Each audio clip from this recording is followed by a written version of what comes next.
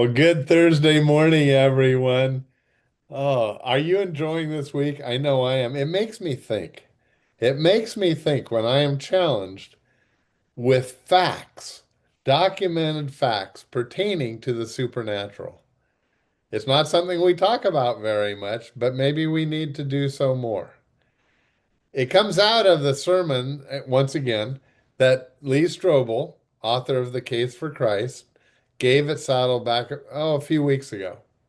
And his book, Seeing the Supernatural, gives many, many more examples of these things than we're able to do in these 10 minutes. So I hope you get the book. Now, already we have talked about three of the areas. We've talked about miracles. We've talked about deathbed visions uh, that people have had of heaven. We've talked about near-death experiences. Today, we're going to talk about encounters with angels.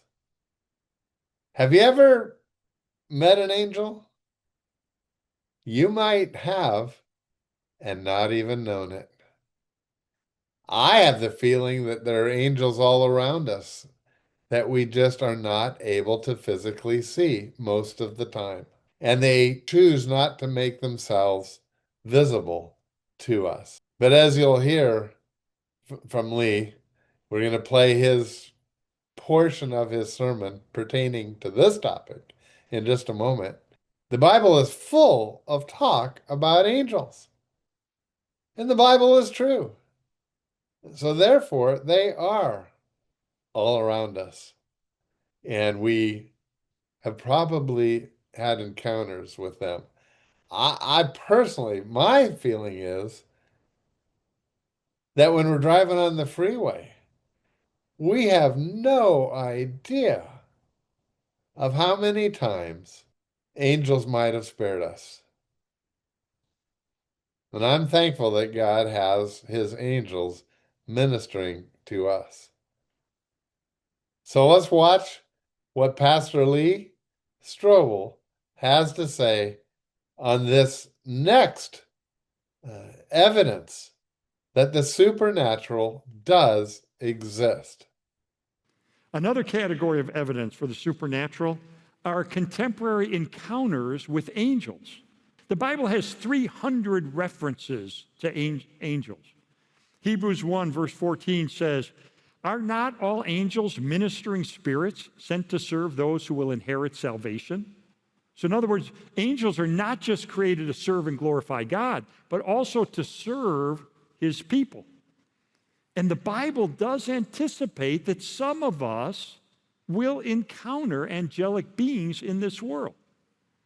Hebrews 13, verse 2 says, "Do not forget to show hospitality to strangers, for by doing so, some people have shown hospitality to angels without knowing it." And my book documents several cases where I don't think you can reach any other conclusion other than this is an authentic encounter with an angelic being. I'll give you an example. Well-researched case of John Paton, John G. Paton, P-A-T-O-N. He's a Scottish missionary. Him and his wife went to a remote island in the South Pacific to share Jesus. And they got a little cottage, they're living there. Well, unfortunately, the people didn't quite like the message of Jesus. And so one night, a mob from this local tribe came to burn down their house and kill them.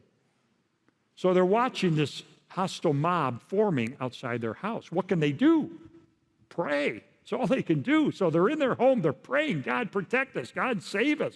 These people are out to kill us. We need your help." And they prayed all night. And by dawn, the mob just kind of dispersed. And everybody went home. And nothing happened. A year later, John led the head of that mob to faith in Jesus Christ.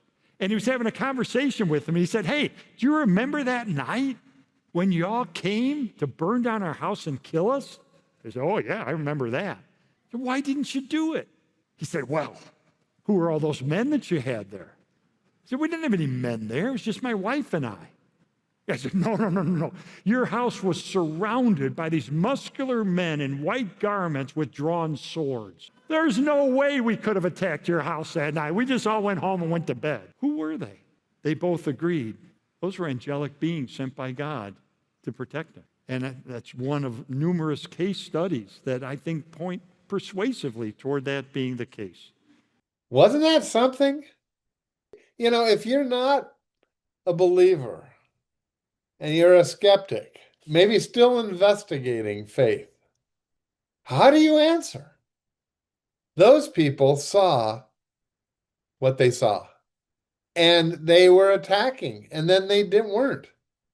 And then they went home, and then the leader became a follower of Christ, has every reason to talk the truth, and he told the truth, what he saw.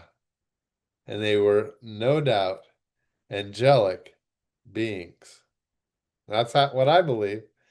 I don't know how you're explaining it. Now, if I had an encounter with an angel or angels, as I said before, we listened to Lee. I think I probably have. I think we all have. But the one event that happened in my life that, as I've told this story, I've probably had 50 people say, well, that was an angel. It had to be an angel.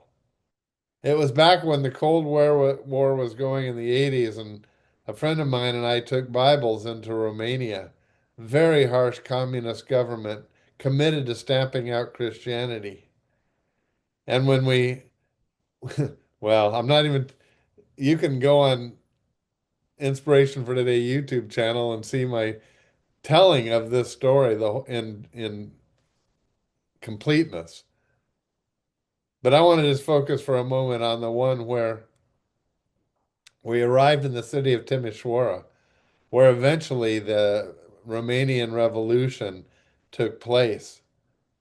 When we arrived there, and God had miraculously gotten our Bibles through customs at the border.